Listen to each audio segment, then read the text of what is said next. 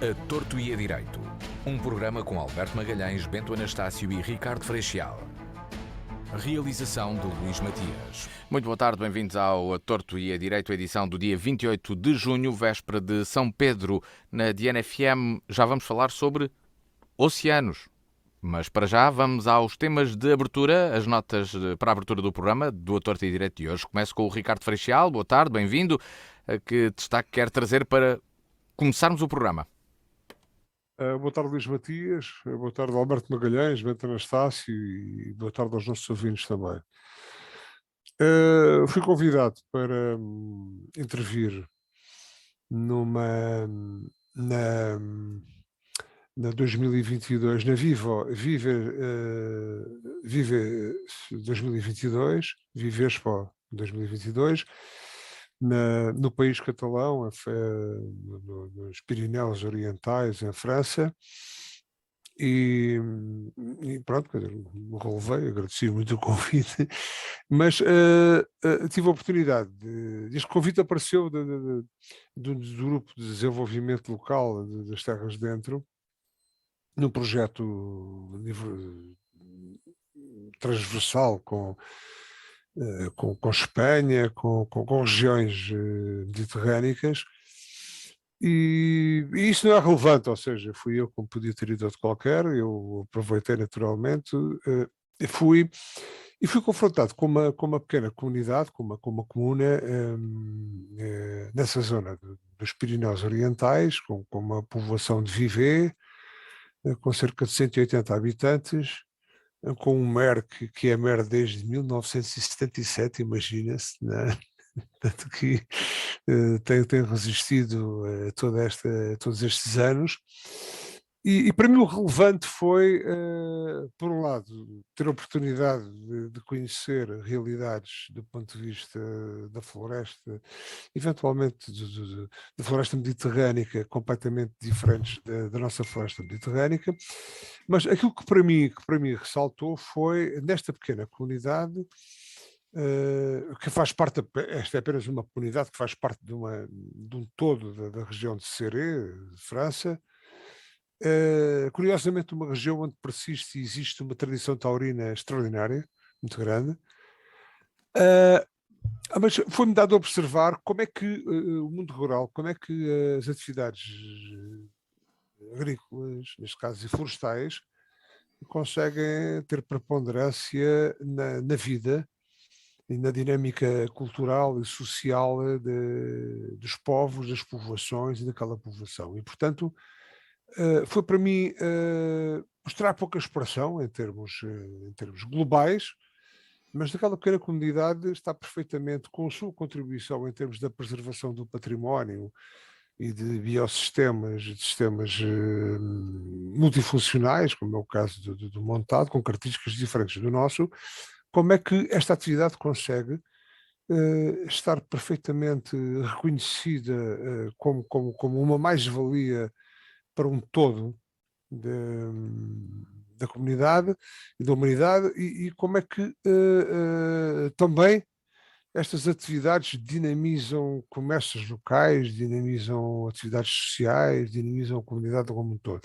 Portanto, queria relevar isso, e já falaremos mais destes aspectos e de outros que lhes são circundantes quando falarmos da Feira de São João, que é o tema que eu escolhi para hoje, mas relevar isto, ou seja, que sendo pequenos em termos de expressão, podemos ser grandes em termos de demonstração de sustentabilidade agronómica, ambiental, económica, social, de ocupação e de ordenamento do território, e portanto foi uma boa experiência para mim, e eu relevo, e isto é transversal, ou devia ser transversal às várias situações geográficas, e portanto fica aqui o meu reparo de como é que o rural pode entrar e se pode fundir numa transição amena, cómoda e sustentada, do rural para a cidade e da cidade para o rural e vice-versa.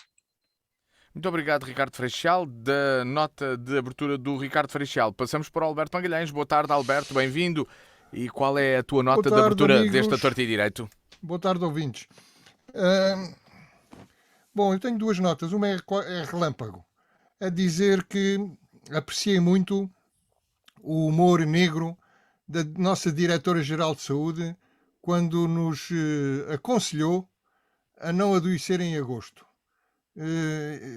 Tendo como pano de fundo o caos que vai pelo Serviço Nacional de Saúde e pelas urgências do Serviço Nacional de Saúde, não há dúvida que a doutora Graça Freitas está no pleno uso das suas capacidades mentais e do seu humor negro. A segunda nota, mais trágica, para a morte da pequena Jéssica, de 3 anos, com uma mãe que acredita em bruxas, num país que já tem 12 anos de ensino obrigatório, mas as pessoas continuam a acreditar em bruxas, pessoas novas, que já provavelmente já tiveram ou poderiam ter tido 9 ou 12 anos de ensino obrigatório, continuam a acreditar em bruxedos de amarração para manter os homens por perto, continuam a ter filhos, apesar de não terem a mínima vontade de serem mães, isto é, só têm vontade de estar grávidas e de parir. E depois temos a proteção de crianças no nosso país que continua a marcar passo. Teoricamente, na lei é tudo muito bonito. As CPCJs, tudo a favor da criança, o que melhor for para a criança, mas o que é certo é que a Jéssica tinha 3 anos, 5 irmãos retirados à mãe, 3 com os avós, 1 com o pai e a mais velha institucionalizada aos 16 anos, o que já de si deveria ser um escândalo, haver crianças de 16 anos ainda institucionalizadas.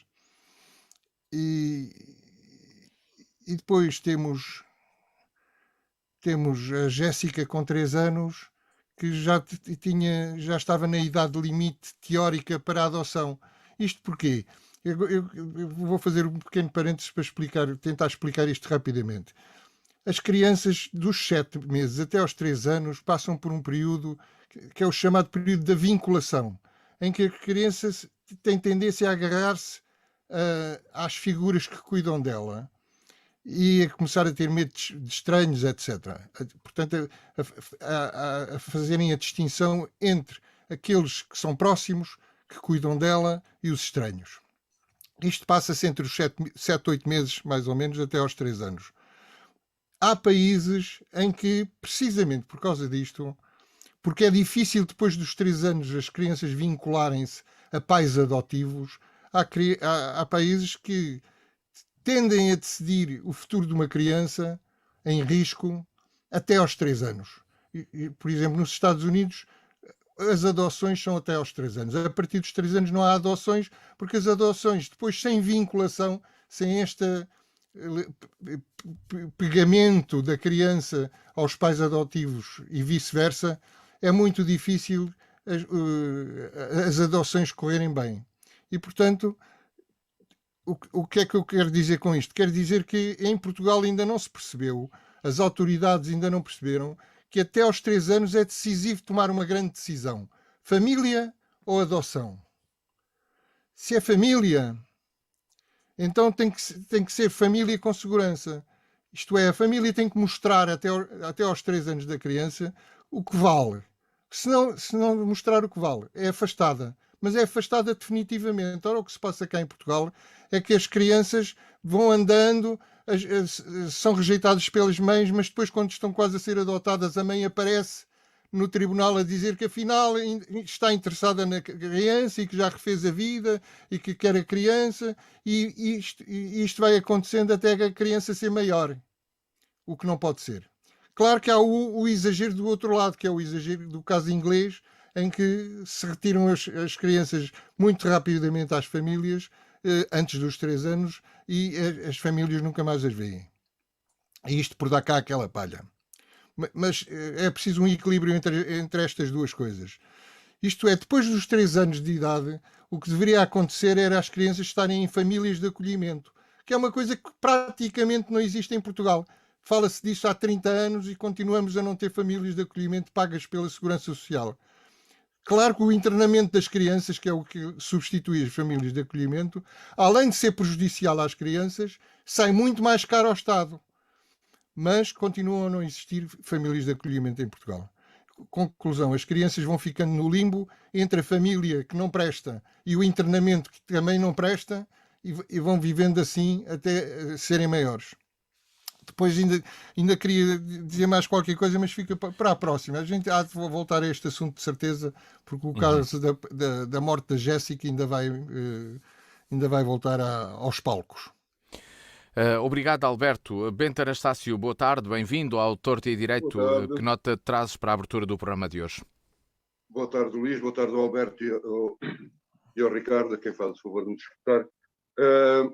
Uma das minhas notas já saiu, porque referia o mesmo que o Alberto e ele foi absolutamente explícito e pronto, só dizer que subscrevo o que o Alberto disse, até porque era uma das minhas notas e fiz aqui uma outra a correr. Primeiro, duas informações muito rápidas para ficarem apenas só para as pessoas meditarem.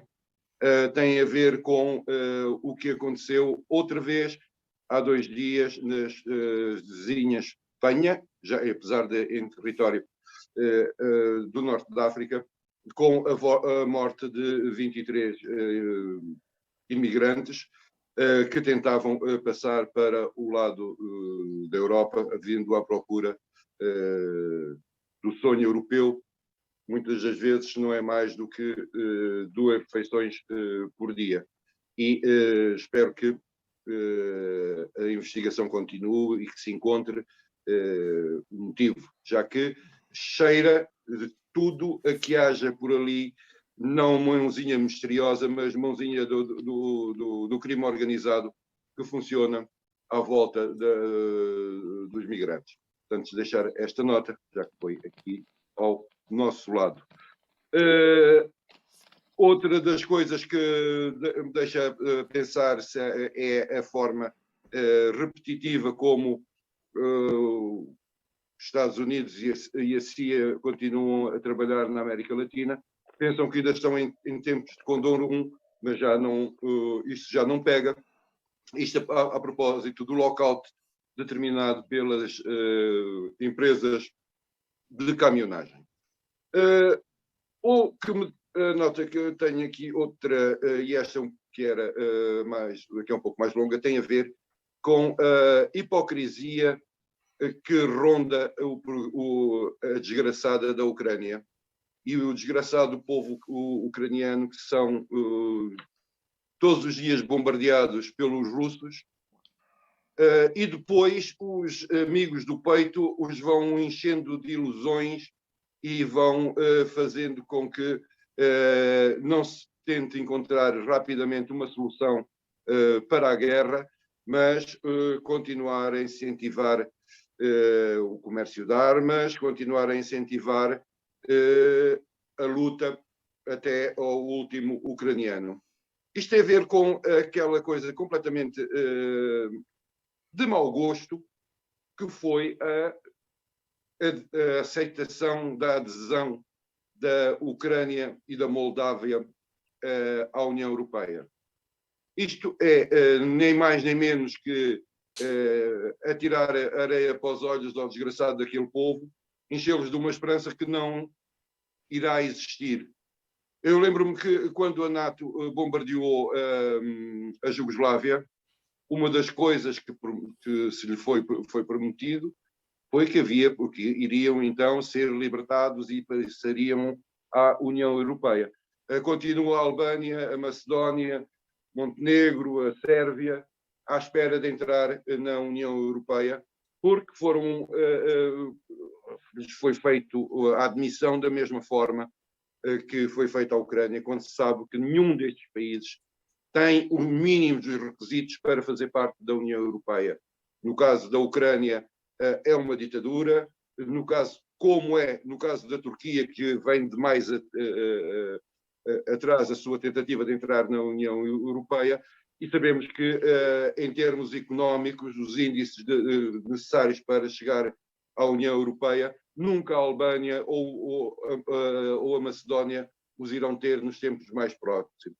Portanto, é bom que nós comecemos todos a tentar encontrar uma solução para o fim daquela guerra e não andar aqui a encanar a perna à rã. Das notas de abertura neste Torto e Direito, entramos no tema de agenda de hoje. Começou em Portugal a Conferência dos Oceanos. Oceanos, um património para o futuro, era uma frase da Expo 98. 1998, assim se falava durante a Expo de Lisboa. Agora, Portugal recebe mais de 7 mil pessoas, entre eles representantes de 140 países, alguns ao mais alto nível, que participam a partir então desta semana em Lisboa, na segunda Conferência dos Oceanos das Nações Unidas, o maior evento sempre dedicado ao tema. Mas o que é que andamos a discutir? O que é que já fizemos pelos oceanos e que proveito temos tirado do oceano? Ricardo Freixal, peço-lhe um primeiro comentário a esta iniciativa que coloca o país também num centro mediático internacional com este encontro que decorre em Lisboa. Desde logo ressalto esse aspecto, Luís Matias. Portanto, o facto de Portugal, eu não sei porque é que o evento acontece aqui em Portugal, não sei se nos candidatámos, se não, mas desde logo relevo isso. Portanto, é importante, é interessante para Portugal reunir no seu espaço físico e de pensamento e de intervenção esta conferência e esta reunião sobre os oceanos. E, portanto, ainda bem que isto dá-nos protagonismo, dá-nos visibilidade, portanto, reconhece-nos também como país com capacidade de organização e de intervenção. E, portanto, a minha satisfação por esse aspecto. Os oceanos naturalmente fazem parte integrante e com muita importância no nosso ecossistema, no ecossistema no qual vivemos. E, portanto, são importantes a vários níveis, ao nível do fornecimento de alimento para as populações, ao nível do sequestro de carbono, ao nível da libertação e da purificação do ambiente com a libertação de oxigênio. Ou seja, o oceano, a água, o oceano deveriam ser fontes de vida. Infelizmente, a pressão com um elevado número com crescimento populacional elevado, com esta onda civilizacional. Outro dia vi numa rede e comentei numa rede um comentário de alguém que me dizia que a propósito desta globalização e de nós estarmos aqui dependentes nesta globalização dos modelos e dos transportes, dizer que não, que este era de facto uma mola no avanço civilizacional e de facto os oceanos permitem a circulação de bens de consumo também alimentares através dos quais se faz a translocação de alimentos. Bom, infelizmente para todos nós, para o ambiente em geral, para o ecossistema, o oceano está prejudicado por razões de natureza, de uma falta de educação de uma parte significativa da população que insiste em contaminar o oceano. Mas não são só os oceanos, os solos também padecem de tudo isso. O nosso ambiente no dia a dia, todos nós somos infelizmente confrontados com maior ou menor expressão com acidentes de provocação e de interação negativa ao nível do ambiente. E isto gostava, os oceanos é uma parte significativa, mas gostava que isto fosse transportado para as outras vertentes que são sistematicamente violentadas naquilo que é a necessidade de que nós temos de tornar o nosso ambiente sustentável.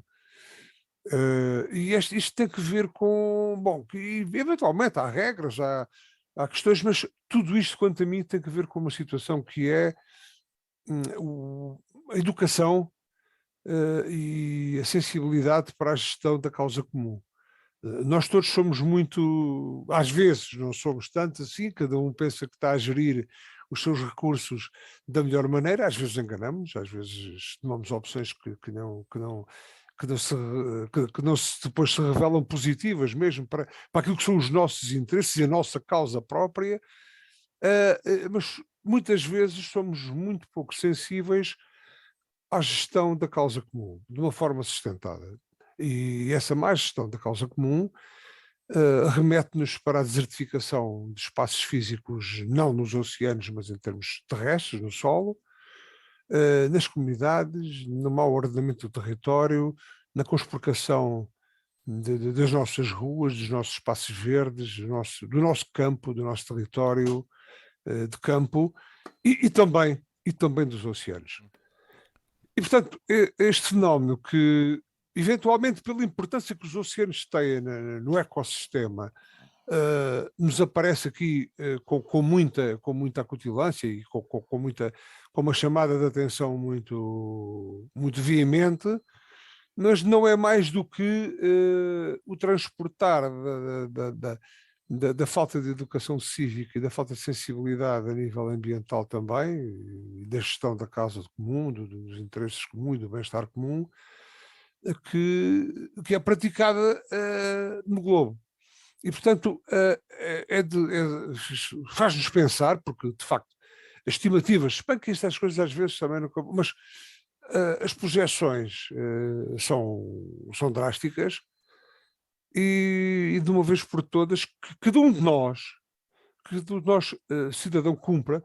E nós temos aí um privilégio que é de educação, de civilização e de alerta para esse bem-estar, que cada um de nós cumpra com a sua parte para o bem-estar e para a sustentabilidade ambiental e a vários níveis dos vários componentes do ecossistema, para que todos nós consigamos sobreviver.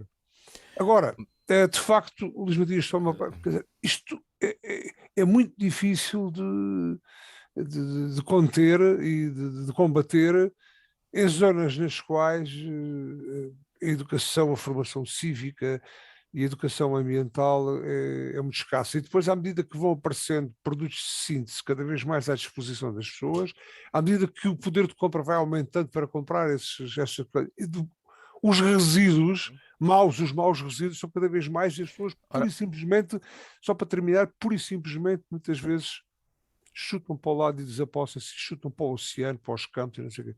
Portanto, que todos nós possamos cumprir com respeito pelo ambiente, pelos recursos que muitas vezes são escassos e que são difíceis de recuperar.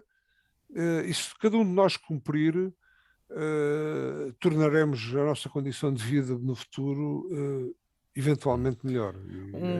Um dos alertas do Secretário-Geral das Nações Unidas está relacionado com esta questão da proteção ambiental e até dos fenómenos atmosféricos extremos, assim foram as palavras utilizadas. Mas há um desafio deixado por António Guterres no início desta conferência, da intenção e da necessidade de conseguir produzir 6 vezes mais alimentos no mar e 40 vezes mais energia. Também um olhar para os oceanos como recurso para melhorar a economia e as sociedades e a riqueza do planeta. Alberto Magalhães. É verdade. Mas eu acho que há grandes confusões nesta questão do clima e dos oceanos. Por exemplo, há uma grande confusão entre a poluição do mar, o despovoamento do mar e o aquecimento, subida do nível da água do mar. Da temperatura e do nível... Da temperatura e da subida consequente do nível do mar. Por exemplo, o aquecimento. O aquecimento, a gente não sabe de onde é que vem. A teoria dominante é de que é o carbono que se acumula na atmosfera. Mas é verdade também que quando o mar aquece, liberta carbono. E, portanto, é difícil saber qual é a causa e qual é a consequência. Porque quando o mar aquece... aguenta menos carbono dissolvido e, portanto, há uma libertação de carbono. Como disse o Ricardo, e bem, é do mar também que se liberta o oxigênio. Mais de metade do oxigênio que nós respiramos, e que as plantas e animais respiram, claro, vem do mar, do plâncton, sobretudo. E, portanto, outra coisa é a subida do nível, que vem do aquecimento. Agora, uma questão completamente diferente é a poluição. E aqui cabe perguntar, quando eu às vezes irrito-me um bocado quando vejo certos ambientalistas a falar nas televisões, por exemplo, ou nos jornais. Nós poluímos, mas quem é que polui? Olha, eu raramente poluo o mar, até porque vivo no interior. Poluição, quem polui? Vocês veem, quando se vê aquelas reportagens em que se vê um mar de plástico à superfície do oceano, vocês veem disso cá em Portugal? Eu acho que essas coisas acontecem no terceiro mundo. Acontecem na América do Sul e Central, acontece na África, acontece na Ásia. Portanto, não somos nós europeus que poluímos os mares. Antes, pelo contrário, aqui os mares estão limpos. Portanto, vamos lá ver a quem é que temos que pôr as culpas. Claro que pode-se dizer, porque nós despachamos as indústrias poluentes para esses sítios. E o lixo, inclusive. E o lixo, inclusive, é verdade. É verdade. Então temos todos que colaborar, mas o seu dono. O seu dono. A pesca. Quem é que pesca demais? Os portugueses pescam demais? Dificilmente. Pode ser que pesquem demais a sardinha, mas não pescam demais outras coisas. Quem pesca demais são os barcos fábrica russos, japoneses e por aí. Portanto, também é preciso atribuir as responsabilidades a quem pesca demais e não dizer que a humanidade pesca demais, porque isso é falso, não é? Há certos setores da humanidade que pescam demais. E depois, em relação àquilo que o Luís Matias tinha falado sobre o secretário-geral das Nações Unidas, a importância das áreas protegidas. Quer-se agora chegar a que cada país guarde 30% das suas águas territoriais como áreas protegidas. Eu acho muito bem. Acho muito bem que agora é preciso ver se isto é fazível ou se é um ideal um ideal inatingível.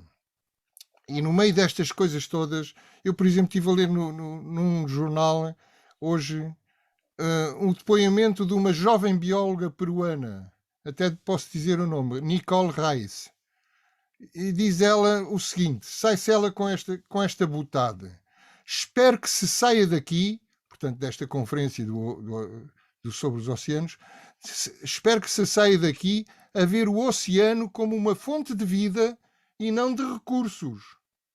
Portanto, uma bióloga profissional a dizer que não quer que o oceano seja visto como uma fonte de recursos é absolutamente inacreditável. É uma totó. E totós destes poluem o ambiente teórico à volta dos oceanos. E fico-me por aqui para a segunda roda, porque gostava de falar do futuro dos oceanos. Já vamos falar então do futuro dos oceanos, mas para já, Bento Anastácio, partilhas desta visão de que há aqui alguma confusão e é necessário começar a clarificar esta discussão? Será que esta conferência vai ajudar a isso? Espero bem que sim, e daqui salientar um pequeno pormenor que para mim é um pormenor. O secretário-geral da ONU começou o seu discurso em português. O Presidente da República Portuguesa não disse uma palavra em português. E sobre isso não digo nem mais uma palavra. Nós vivemos num dilema complicado. Nós, quando falamos do oceano, estamos a falar de 2/3 do nosso planeta. Ou seja, estamos a falar da maioria do nosso planeta, que nós não conhecemos. Nós hoje conhecemos mais da superfície de Marte do que do fundo dos mares do nosso planeta. E isso é também uma área que tem que ser revertida. O conhecimento, o estudo do nosso planeta e, sobretudo, do fundo do mar, de forma a que nós consigamos entender como é que aquilo funciona e tomar medidas. Em relação eu vou dividir isto entre duas partes, a parte dos estoques e da pesca e a parte da poluição e, sobretudo, do plástico. Nós temos uma quantidade de microplásticos já que são caso arrumado, não há solução à vista, nem haverá para isto. Está, inclusive, na cadeia alimentar, no peixe que nós consumimos, etc. A poluição tem a ver, e sobretudo, não é um problema do mar, nem dos oceanos, é um problema amontante do sistema. Ou seja, nós temos, por exemplo, existe o caso de um rio no Panamá em que chegam a esse rio à volta de 20 mil toneladas de resíduos plásticos e ainda não chegaram ao mar. E não está a ser tomada nenhuma medida para impedir que esse plástico chegue ao mar quando deveria ser encontrada a solução aí. Eu acho que a solução da poluição no mar é um problema amontante. Ou seja, o problema da utilização de plásticos de uma forma completamente obtusa durante centenas centenas de anos, não, mas durante este tempo produziu mais lixo para o mar que centenas de anos anteriores. Nós, se olharmos, por exemplo, para as ilhas de plástico, ilhas maiores que a Madeira, que há na zona entre o Havaí e a Califórnia, é absolutamente assustador. A quantidade de plástico que dá à costa em algumas marés, em Bali, no resto da Indonésia, por aí fora, são preocupantes. Já que depois há a ligação, o mar não separa águas, antes pelo contrário, circulam perfeitamente. E esse problema tem que ser resolvido. Muito deste lixo que por lá circula não é lixo produzido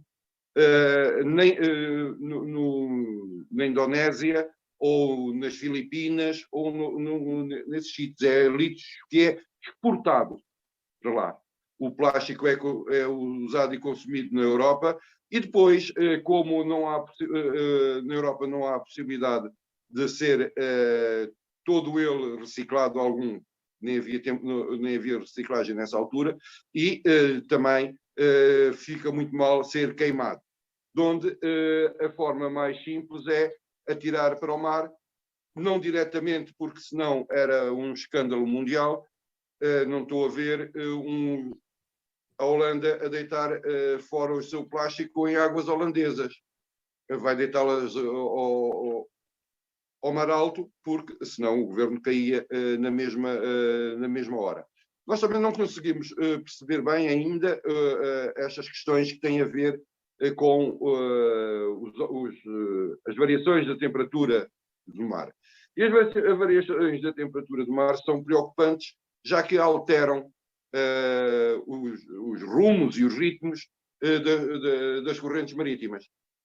Correntes marítimas essas que fazem com que haja o movimento da água, que haja a purificação da água, que haja chuva ou não haja chuva no planeta todo. Portanto, essas alterações são problemáticas. Este aquecimento não é rápido, já que o mar não aquece rapidamente, vai aquecendo e, como vai aquecendo, também vai lentamente arrefecendo. Umas destas alterações de temperatura são por questões humanas, somos nós que damos cabo do planeta e fazemos com que esta aconteça. Outras têm a ver com fenómenos absolutamente normais da vida da Terra, como, por exemplo, erupções vulcânicas submarinas, que fazem com que haja alteração completa da temperatura e da densidade da água nessas zonas, e que depois altere as correntes e altere com isso o tipo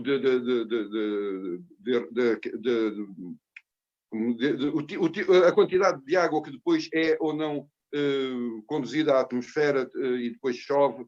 Portanto, algumas destas sessões de seca têm a ver com isso. Mas nós também não sabemos, porque estamos mais interessados em saber se há lá petróleo ou se não há lá petróleo, ou do que como aquilo funciona. A exploração do fundo do mar tem sido feita não ao ritmo da necessidade do conhecimento ou do interesse do conhecimento do mar, mas ao ritmo de descoberta de petróleo ou de outras riquezas. Isto por parte do lixo e da poluição que aí vem.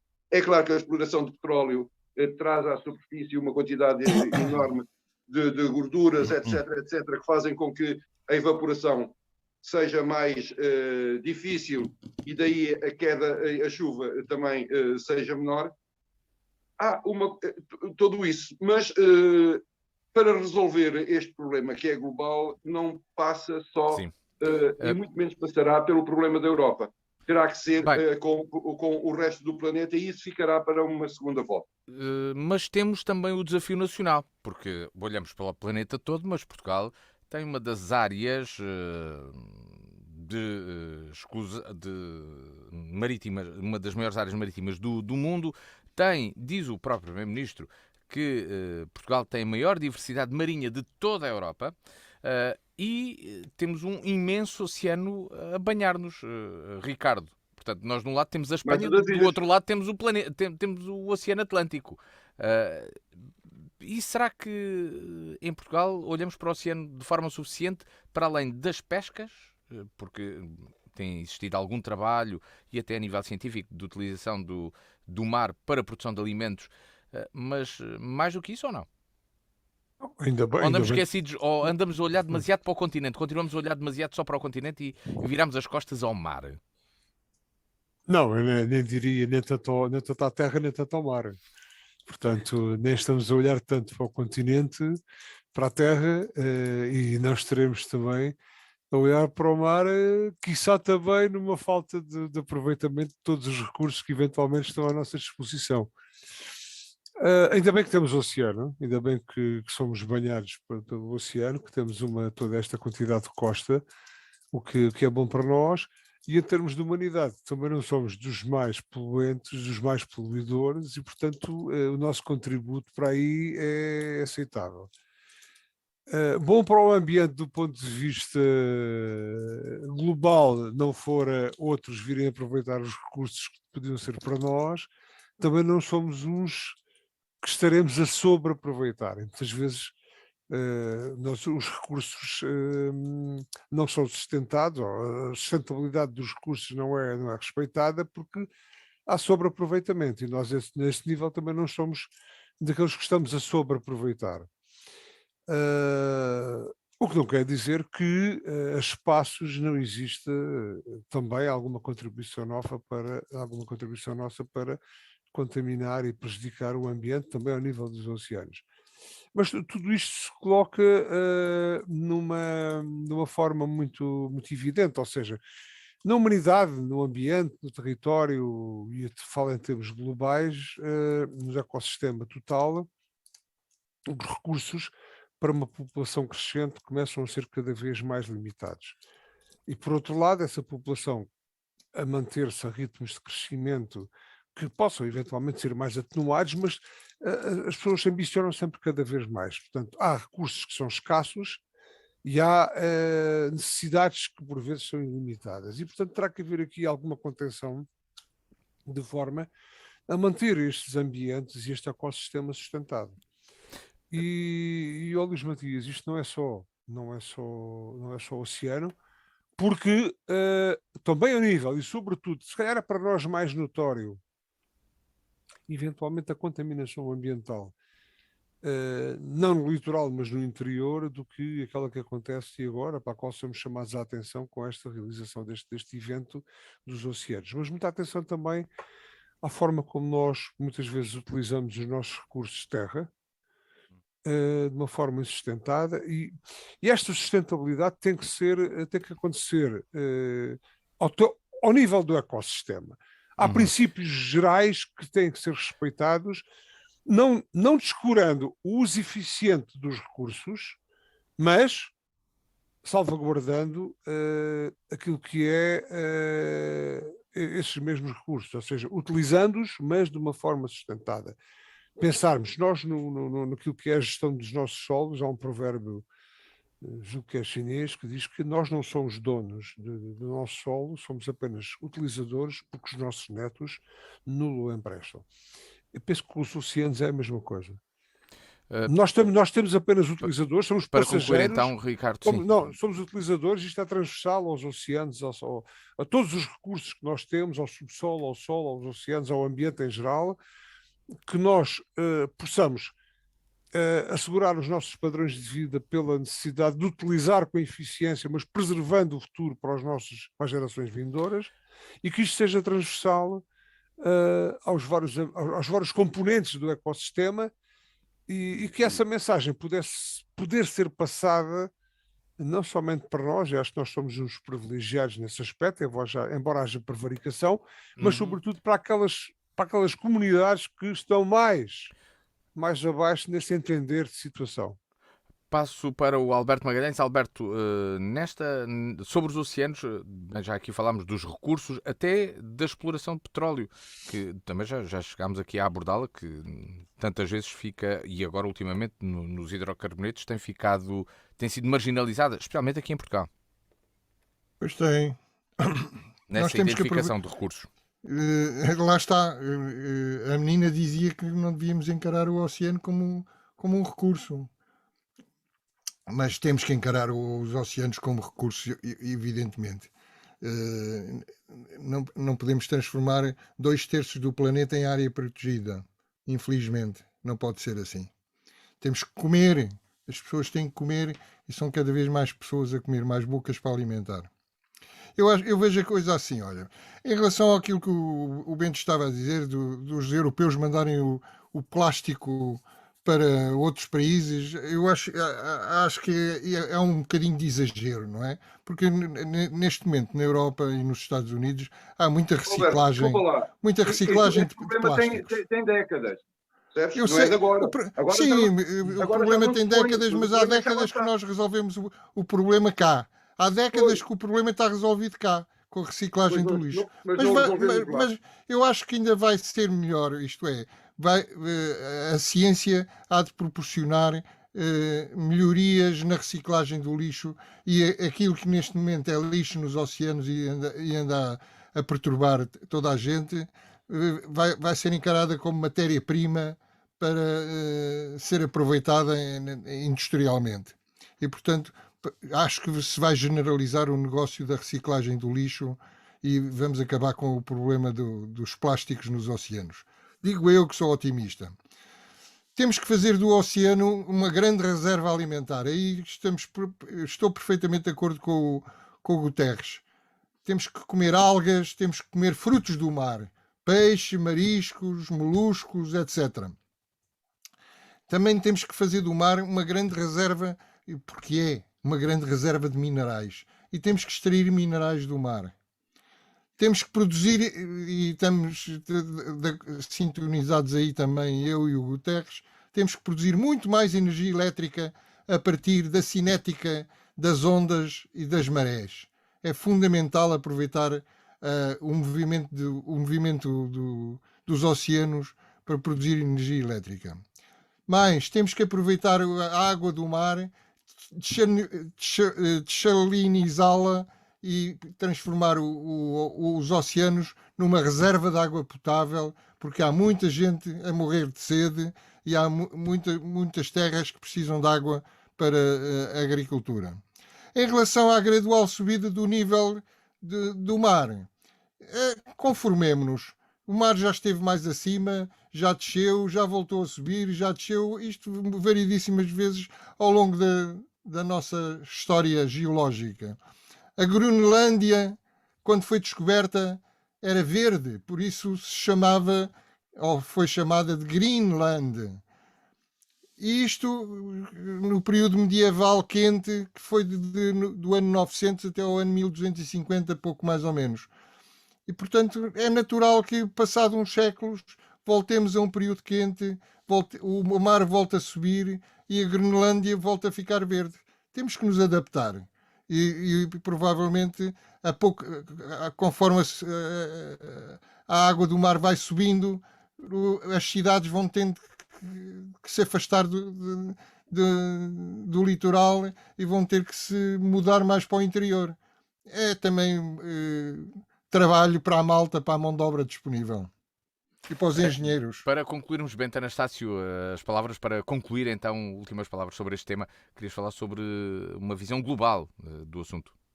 Eu queria dizer, por exemplo, quando nós, se olharmos só, exclusivamente para a Europa, nós não conseguimos entender muito bem o problema que aí está. Isto se calhar teríamos falado nisto outra vez. Tem a ver, por exemplo, com a gestão com as áreas, com as reservas naturais, ou não sei como é que eles chamam, e com a gestão de estoques. Mas uma coisa, nós tivemos um problema grave de estoques de sardinha, que em 2 anos foi praticamente resolvido. Hoje a coisa está. Estas áreas, grandes áreas de reserva, quando se fala destes 30%, têm a ver com áreas que possam voltar a ser reprodutoras de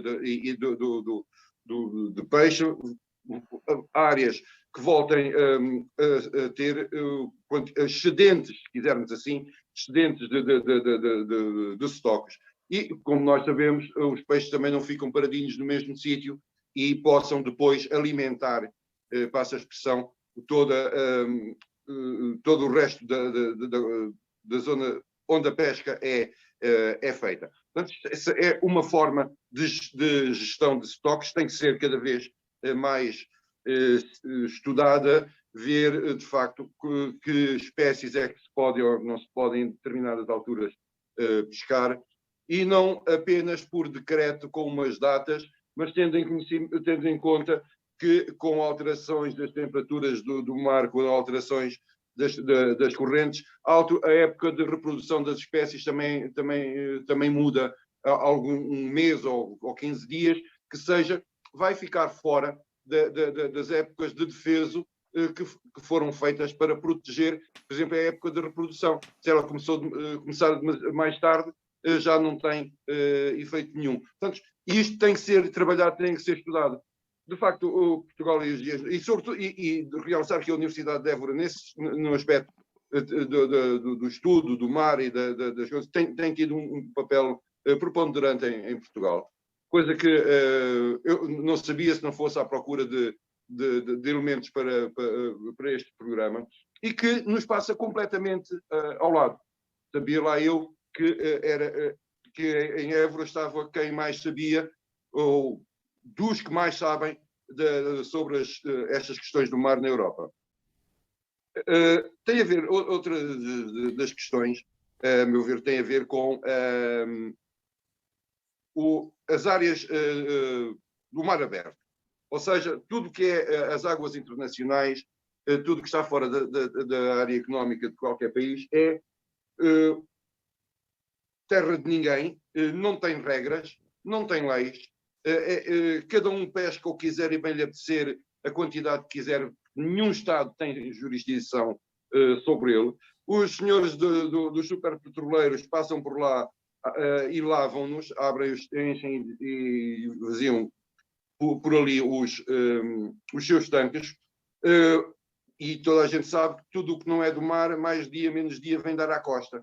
E nós depois vamos ter que levar com isso. Tem que haver, de facto, monitorizações por parte do organismo das Nações Unidas, não sei como, porque depois pode haver regras e quem é que as faz cumprir? Não há... o direito internacional está pela hora da morte. Exatamente. Portanto, não é só... porque vamos pedir a quem para fiscalizar em frente à sua costa? Quer dizer, Aos japoneses. Bem, os japoneses, tudo o que vem à rede é peixe, seja o que for. E pronto, eles têm que comer. Vamos pedir a quem? Aos chineses? Porque quem tem no leste, na Olha, e ficámos sem a ligação ao Bento. Para fechar, Bento, para terminar, Bento, Bento penso tem que o agora microfone vamos desligado. escutá-lo. Agora ficou com o microfone desligado. Para concluir, Bento, para fechar, para podermos ir ao segundo tema ainda e falarmos sobre...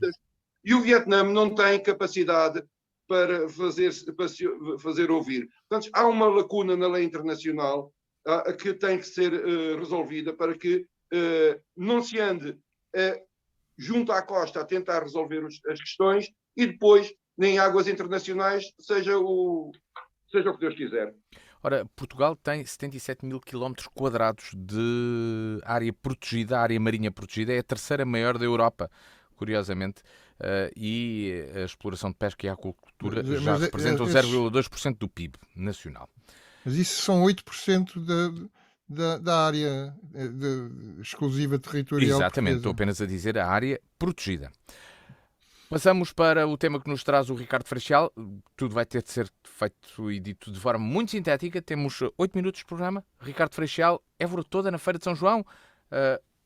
O que é que aconteceu e o que é que acontece 2 anos depois deste evento ter parado, não se ter realizado e se estar a realizar agora? É sobre isso que quero falar?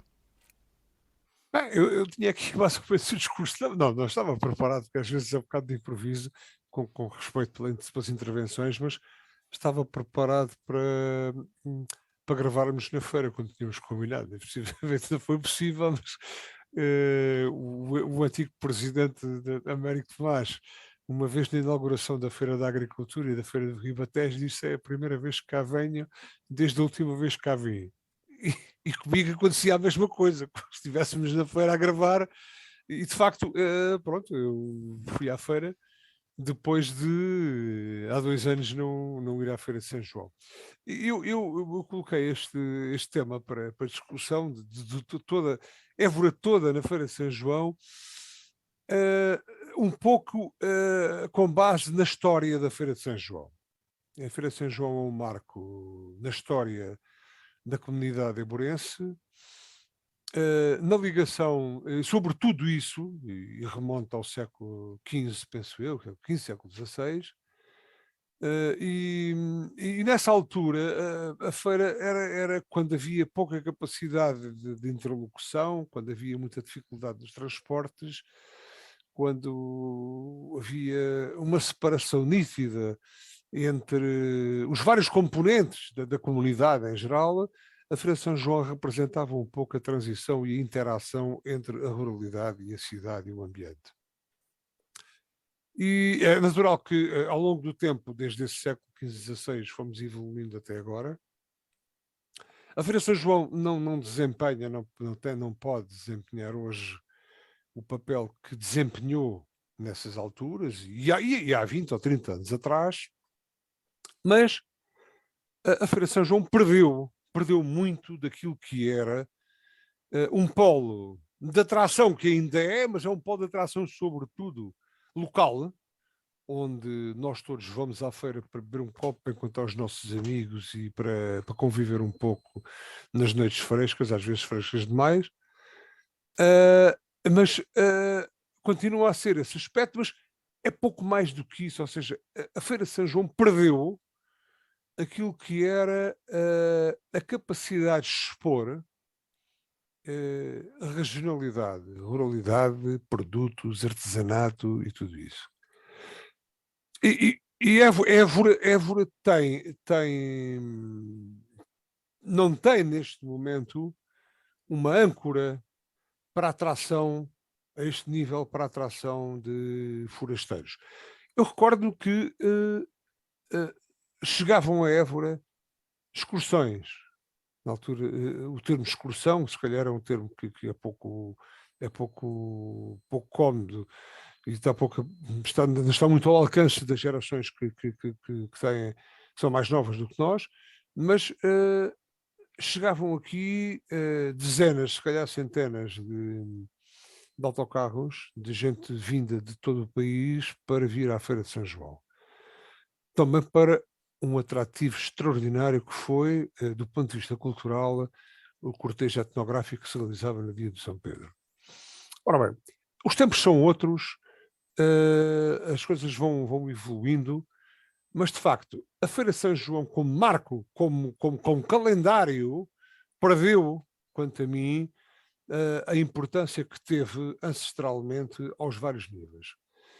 E, independentemente de eu ter chegado à feira e ter gostado mais ou menos da disposição das atividades, do caráter mais ou menos esteticamente correto ou menos esteticamente correto que a feira pode apresentar, a feira é um marco, a feira está marcada no nosso calendário de eburenses e um pouco, e continua a reunir ainda, continua a ser ainda um marco que pode ser um polo de atração, e eu, portanto, apelo a todas as forças intervenientes na organização, e a todos nós também, nós somos também interventores, naturalmente, para que possamos fazer da Feira de São João uma atração e um evento com cariz eventualmente diferente deste, mas continue a poder reunir pessoas e a poder fazer o interface entre aquilo que é o mundo real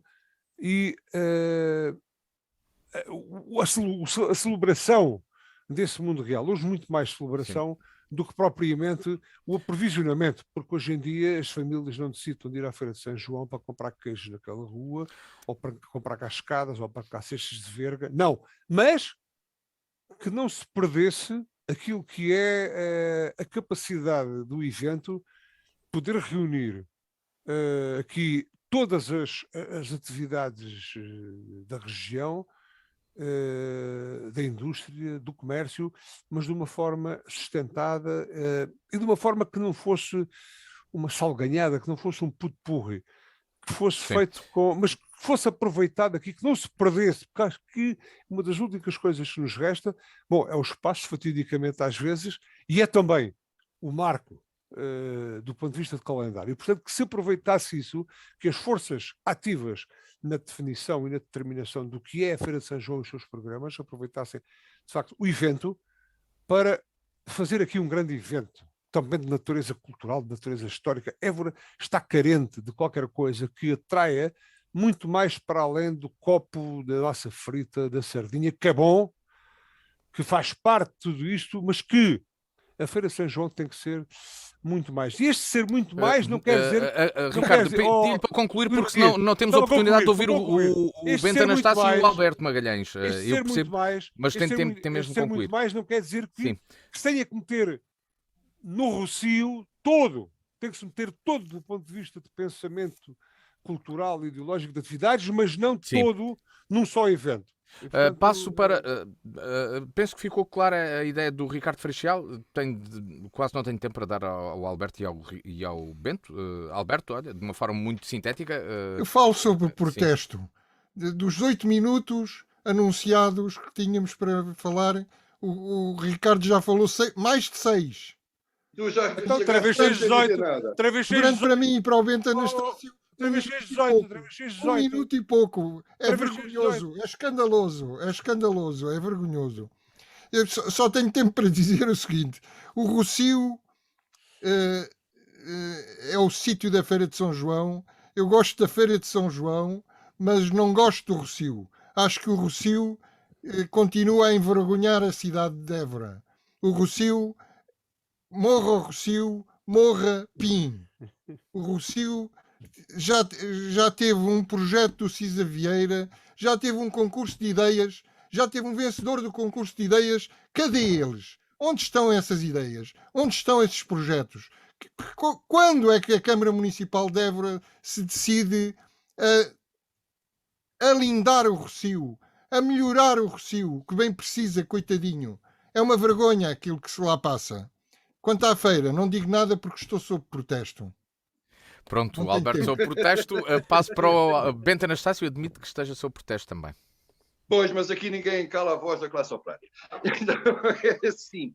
De forma muito rápido. Muito rápida. Gosto da entrada da feira. a parte em frente à feira, que é a única coisa que interessa na feira, que é a Horta das Laranjeiras.